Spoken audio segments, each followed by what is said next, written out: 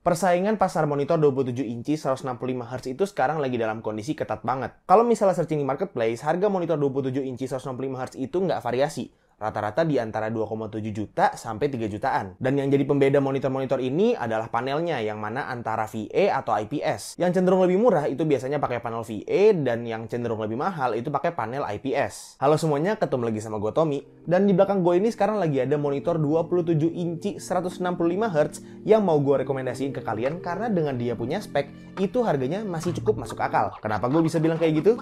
Ayo kita bahas bareng-bareng.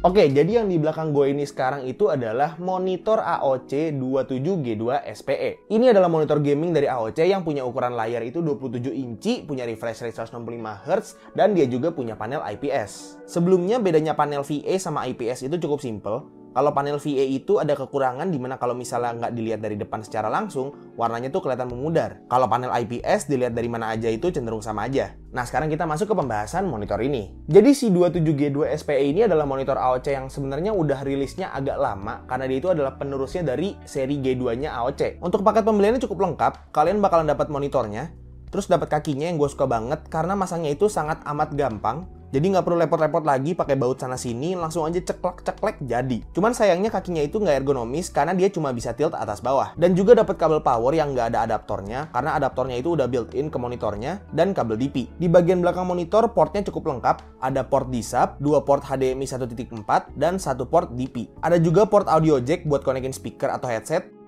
dan pastinya port buat kabel powernya. Dia juga ada VESA mount-nya yang ukuran 100x100, jadi bisa dipasangin ke bracket buat posisi monitor yang lebih ergonomis. Untuk desainnya gue cukup suka karena dia itu udah semi bezel-less dengan cuma bagian bawahnya yang masih ada kelihatan bezelnya. Jadi walaupun desainnya yang lumayan gaming banget, tetap bisa kelihatan minimalis. Di bagian bawahnya juga ada beberapa tombol navigasi menu monitornya yang bisa dipakai buat gonta-ganti input, mode warna, dan lain sebagainya.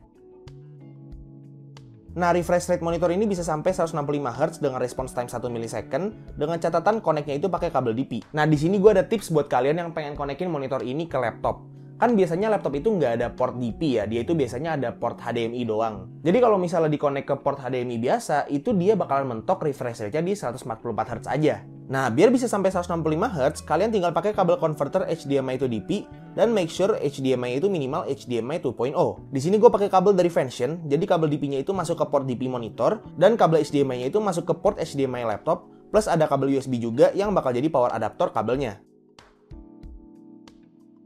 Pengalaman gue upgrade dari monitor gue yang lama yang 75 Hz dan sekarang gue pakai monitor yang 165 Hz buat jadi daily driver, itu bener-bener kerasa banget. Buat kalian yang pengen upgrade ke monitor ini tapi naiknya itu dari 120 Hz atau 144 Hz, itu mungkin nggak akan terlalu kerasa banget perubahannya. Tapi buat gue, kalau misalnya mau dipakai buat main game FPS kompetitif kayak Valorant, sekecil apapun advantage itu pasti berarti banget.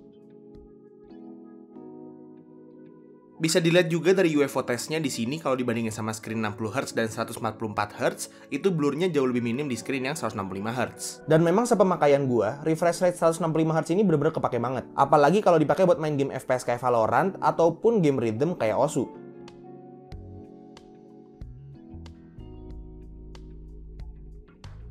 Tapi tetap make sure kalau misalnya PC atau laptop kalian itu kuat buat ngangkat gamenya sampai 165 fps atau lebih, supaya bisa dapat potensi penuh dari refresh rate 165 Hz-nya.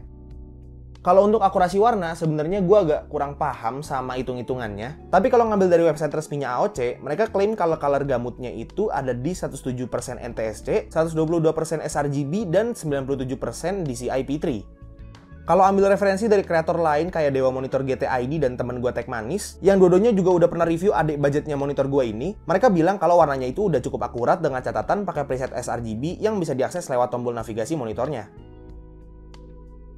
Kalau sepemakaian gue untuk ngedit video dan multimedia, gue cukup puas sama akurasi warnanya, bahkan lebih puas daripada monitor gue yang lama karena memang kerasa kalau warnanya itu kelihatan lebih asli.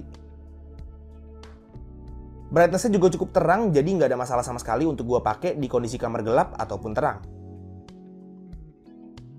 Nah, gue bisa bilang kalau monitor ini cukup worth it karena untuk monitor dengan spek yang udah gue sebutin tadi, harganya itu nggak terlalu mahal. Cuma di 3,2 juta kurang 1000 aja, dan kalau misalnya dibandingin sama saingan-saingannya yang lain yang 27 inci dan 165 Hz dan panel IPS juga, ini tuh udah salah satu pilihan yang paling murah. Notice kalau misalnya gue bilang kalau ini adalah salah satu dari yang paling murah dan bukan yang paling murah, ya karena memang ada yang lebih murah lagi. Dan kenapa gue nggak bilang kalau monitor ini yang paling worth it? Karena dia itu resolusinya masih 1080p, dan kalau misalnya kalian lihat saingannya lagi di pasar, itu ada yang resolusinya di 2K, walaupun dia itu panelnya masih pakai VA. Jadi kalau misalnya ngejawab apakah monitor ini worth it buat kalian, itu balik lagi ke kebutuhan masing-masing. Karena mungkin yang worth it buat gue, itu belum tentu worth it buat lu dan sebaliknya. Tapi kesimpulan dari gue, kalau misalnya kalian lagi nyari monitor dengan refresh rate tinggi, akurasi warna yang mantep, dan harganya yang masih merakyat, monitor ini mungkin bisa menjadi salah satu kandidat yang kuat banget. Jadi itu dia review singkat gue terhadap monitor AOC G2 SPE ini. Semoga video ini bermanfaat dan membantu kalian yang sekiranya lagi nyari-nyari monitor buat upgrade, entah buat kerja atau buat gaming. Kalau misalnya kalian suka videonya, silahkan like dan kasih tahu ke teman-teman kalian. Dan kalau misalnya kalian nggak suka videonya, silahkan kasih tahu ke gue. Jangan lupa untuk subscribe supaya kalian nggak kelewatan video-video gue yang selanjutnya. Dan jangan lupa juga untuk follow semua sosial media gue yang udah gue taruh di deskripsi di bawah. Link pembelian monitornya juga bakal gue taruh di deskripsi di bawah. And that's it. Itu aja untuk videonya. Thank you banget yang udah nonton dari awal sampai akhir. It's been your by Tommy. And as always, peace out.